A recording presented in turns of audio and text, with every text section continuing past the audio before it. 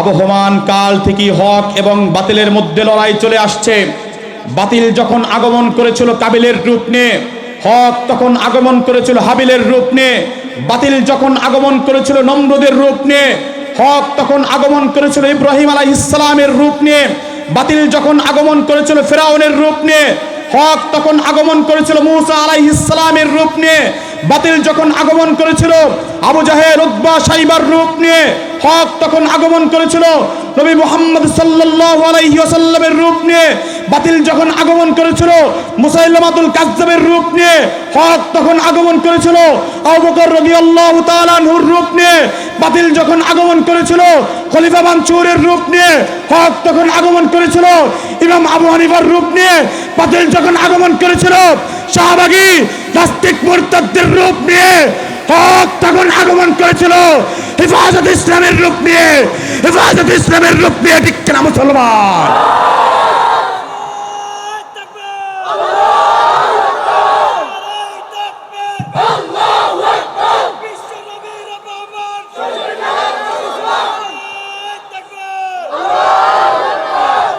এজন্যই তো বলি, আবারও যদি কোন বাতিল মাথাচাড়া দিয়ে ওঠে, বাতিলের কবর রচনা করতে কারা কারা রাজি আছেন? আল্লাহকে দেখায়। আল্লাহর নবী সাল্লাল্লাহু আলাইহি ওয়াসাল্লাম কি আবু জাহেল উতবা সাইবার জমি দখল করেছিল? তাদের টাকা মেরে খেয়েছিল? অপরাধ ছিল একটা, কোরআনের পক্ষে কথা বলেছিল, ইসলামের পক্ষে কথা ফেলেছিল। ঠিক একইভাবে যুগে যুগে আলেমদের অপরাধে একটা, যে অপরাধ ছিল নবীদের, ঠিক কিনা মুসলমান? যে অপরাধ করার কারণে নবীরা নির্যাতনের শিকার হয়েছে, একই অপরাধ আলেমরা করার কারণেও যুগে যুগে নির্যাতনের শিকার হয়েছে, ঠিক কিনা? কিন্তু যুগে যুগে যারা এই কোরআনের কথা বলেছে, ইসলামের কথা বলেছে, তাদের উপরই অত্যাচারের স্টিম রোলার চালানো হয়েছে। ইতিহাস থেকে একটি ঘটনা বলছি, মনোযোগ সহকারে শুনলে বুঝতে পারবেন। মিশরের বুকে সৈয়দ কুতুব শহীদ রহিমাহুল্লাহ তাআলা, তিনি যখন তাফসিরে ফি জিলালিল কুরআন লেখলেন, তাফসিরে ফি জিলালিল কুরআন লেখার কারণে তৎকালীন স্বৈরশাসক জামাল আব্দুল নাসের এই তাফসির লেখার কারণে মানুষ যখন এই তাফসির পড়ে পড়ে আল্লাহ তাআলার হুকুমের দিকে আসতে শুরু করলো, জামাল আব্দুল নাসের চিন্তা করলো, যদি এই তাফসির চলে মানুষ তো কোরআনের পক্ষে চলে যাবে, আমার ক্ষমতা তো বেশি দিন টিকবে না। তাই জামাল আব্দুল নাসের এই তাফসির লেখার অপরাধে সৈয়দ কুতুব শহীদ রহমাতুল্লাহি আলাইহিকে জেলখানায় আবদ্ধ করলো। দীর্ঘদিন আবদ্ধ রাখার পরে তাকে ফাঁসির রায় দেওয়া হলো। ফাঁসির আগের দিন নিয়ম অনুযায়ী জেলখানার ইমাম সৈয়দ কুতুব শহীদ রহমাতুল্লাহি আলাইহিকে কালেমা পড়ানোর জন্য গেল। সৈয়দ কুতুব শহীদ বলল, ভাই আপনি কে? ইমাম সাহেব বলল, আমি জেলখানার ইমাম, ফাঁসি দেওয়ার আগে প্রত্যেক ফাঁসির আসামিকে আমি কালেমা পড়াই। জামাল আব্দুল নাস এই কথা শোনার সঙ্গে সঙ্গে সৈয়দ কুতুব শহীদ তিনি আশ্চর্য হয়ে গেল। বলল, আপনি কালেমা পড়ান, এই দায়িত্ব কে দিয়েছে?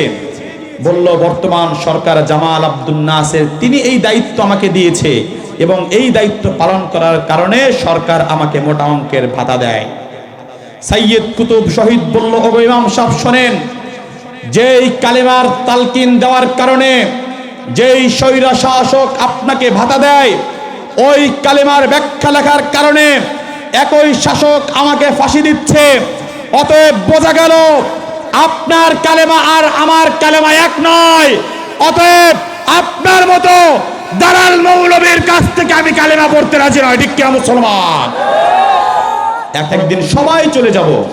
কাল কিয়ামতের দিন যখন দ্বিতীয়বার সিংহায় ফু দেওয়া হবে, সকল মানুষগুলো মৃত্যুর কোলে ঢলে পড়বে, এমনকি মালাকাল মাউত, তাকেও সেই দিন মৃত্যুবরণ করতে হবে। আল্লাহ তাআলা সচক্ষে দেখছেন সবাই মরে যাচ্ছে। এরপরও মালাকাল মাউতকে প্রশ্ন করবে, মাম বাকিয়া ইয়া মালাকাল মাউত, হে মালাকাল মাউত, আর কে জীবিত আছে বলো? মালাকাল মাউত বলবে, লা আলাল আরদি আহাদুন ইয়াদুব্বু, আল্লাহ জমিনের উপরে বিচরণশীল কেউ বাকি নাই। ওয়ালা আলাস সামাওয়াত, আপনার আসমান সমূহের মধ্যে কেউ জীবিত নাই।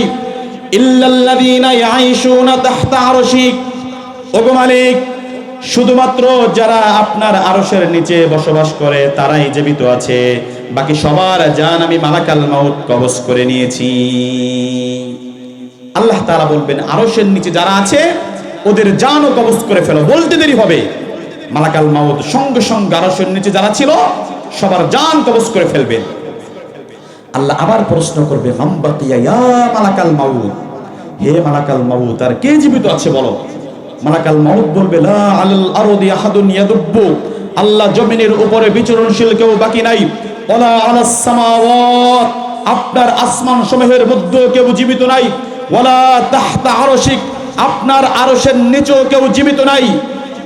ইল্লা ইসনা আশার, ওগো মালিক পুরা বিশ্বের মধ্যে শুধুমাত্র আমরা 11 জন জীবিত আছি। আল্লাহ বলবেন মানহুম, সেই 11 জন কারা? মালাকাল মাউত বলবে সামানিয়াতু মিন হামিলিল আরশ, 8 জন আপনার আরশ বহনকারী ফেরেশতা যাদের কাঁধের উপরে আপনার আরশ। ওয়া নাহনু আরবা, আর আমরা 4 জন বড় বড় ফেরেশতা, তারা হলো জিবরিল, মিকাইল, ইসরাফিল আর আমি স্বয়ং মালাকাল মাউত।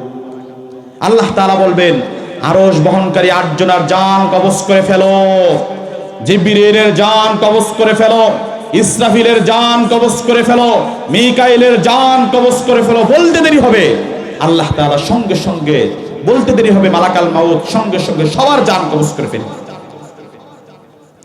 আল্লাহ আবার প্রশ্ন করবে মান বাকিয়া ইয়া মালাকাল মাউত, হে মালাকাল মাউত আর কে জীবিত আছে বলো। মালাকাল মাউত বলবে লা আলাল আরদি আহাদুন ইয়াদুব্বু, আল্লাহ জমিনের উপরে বিচরণশীল কেউ বাকি নাই। ওয়ালা আলাস সামাওয়াত, আপনার আসমান সমূহের মধ্যে কেউ জীবিত নাই। ওয়ালা তাহতা আরশিক, আপনার আরশের নিচেও কেউ জীবিত নাই।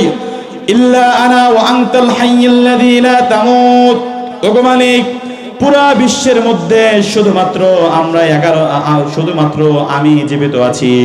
ওয়া আনতাল হাইয়্যুল্লাযী লা তামুত, আর আল্লাহ আপনি হলেন চিরঞ্জীব, আপনার কোনো মৃত্যু নাই।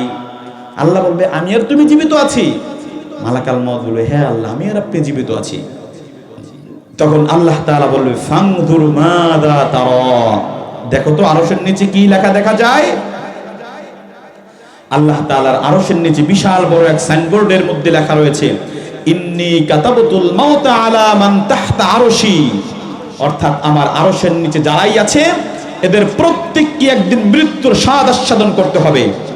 এই লেখা যখন মালাকাল মাউত পড়বে শরীরের মধ্যে ভাইব্রেশন তৈরি হয়ে যাবে, কাঁপতে থাকবে। আল্লাহ বলবে লেখা তো আছে আরশের নিচে যারা আছে প্রত্যেককে মৃত্যুবরণ করতে হবে। আইনা আনতা ইয়া মালাকাল মাউত, হে মালাকাল মাউত তাহলে তুমি কোথায় বলো। মালাকাল মাউত কাঁপাকাঁপি কণ্ঠে বলবে তাহতা আরশিক ইয়া রব, ওগো আল্লাহ আমি তো আপনার আরশের নিচে আছি। আল্লাহ বলবে ফাতামুত আনতা, এবার তুই মর, এবার তুমি মরো। সারা জীবন তো সবার জান কবজ করেছো, এবার নিজের জান নিজেই কবজ করো। মালাকাল মাউত তখন নিজের জান নিজেই কবজ করতে যাবে, আর জান কবজের ব্যথায় জোরে চিৎকার দিবে আর বলবে ইয়া রব, ওগো আল্লাহ লাউ আলিমতু সাকরাতাল মাউত মা কবালতু আরওয়াহাল মুমিনিন, ওগো আল্লাহ জান কবজের ব্যথা এত বেশি যদি আমি আগে জানতাম কোন মুমিন ব্যক্তির জান এত কষ্ট দিয়ে কবজ করতাম না, লাগে কেন বললা না। চিৎকার দিয়ে তিনিও মৃত্যুবরণ করবে, জীবিত থাকবে একজন, তিনি কে? আল্লাহ তাআলা।